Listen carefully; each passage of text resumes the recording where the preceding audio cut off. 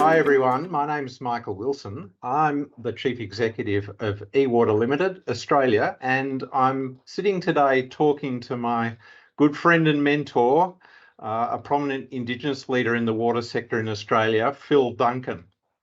Hi Phil. Yama, Michael. Always a pleasure to be with you, my brother. So maybe we could start. Could you tell me why it's important to you as an Indigenous Australian to support women in the water management and water sanitation and hygiene sector? Culturally, it's the right thing to do. It's just.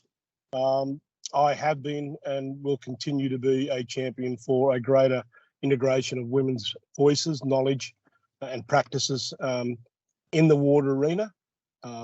There is a significant piece of knowledge and connection to country, and it's quite unique.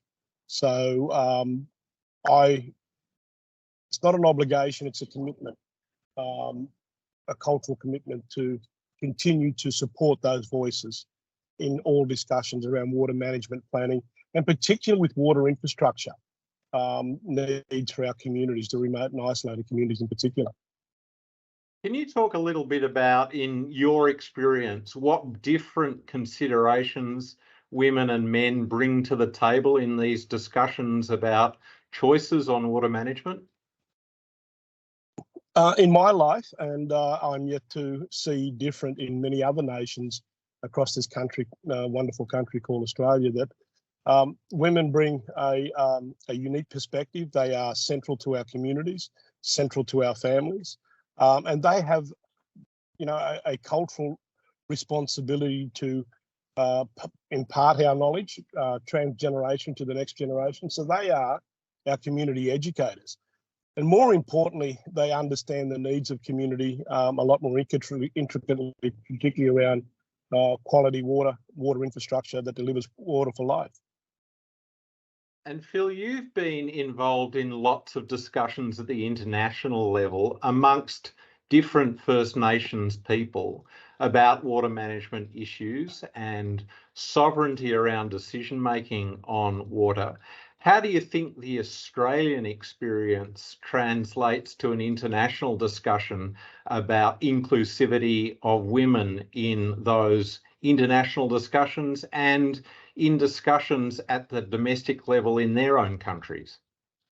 Oh, look, I've had the wonderful opportunity to sit with some amazing Indigenous women from around the world in panels, both at CIWI and also COP27. And it provided testimony to me that we as Indigenous people globally, we talk into mirrors with our cultural connections, our spiritual values, and our knowledge. And women's centrality to the keeping of that knowledge and the education of that of our next generations is something that I've seen firsthand. And in Australia, there is a far greater uptake and inclusion of those female voices from a range of Indigenous communities, from the saltwater country to the freshwater to the desert country, and the needs for quality infrastructure. So for me, it's been wonderful to watch the greater inclusion in the decision making, and particularly just the ongoing dialogue. And I'd like to say that I think women bring a far greater caring nature to the debates and the discussions. So have you noticed a change in women being at the table in these discussions, both domestically and internationally, over the past few years? And if you have, what do you think used to get in the way that we're now beginning to sweep away? Look, I think I'll start with the latter half of that double question. Lateral violence, bullying, and intimidation, and marginalising the opportunity for women to use their positions as leaders of our family and their knowledge is being dismantled, and a greater respect for that knowledge, and a greater understanding of that in Indigenous society in this country and globally, there is men's and women's business, which is a responsibility, a cultural responsibility that is entrusted in those women, and shouldn't be taken lightly, because I have found that they have been very big in game changers in how they educate community to understand water speak and the initiatives, particularly around SDG 6 and the need for quality infrastructure. And I've seen that firsthand, how they've built the community's confidence using Indigenous artwork, Indigenous knowledge, and just sitting on country and looking and watching country through the eyes of these women. So, Phil, how do you think this cross-cultural discussion between First Nations people on water has enabled discussions to happen where, when it was just government sitting at the table, it wasn't possible? Oh, that's a great question.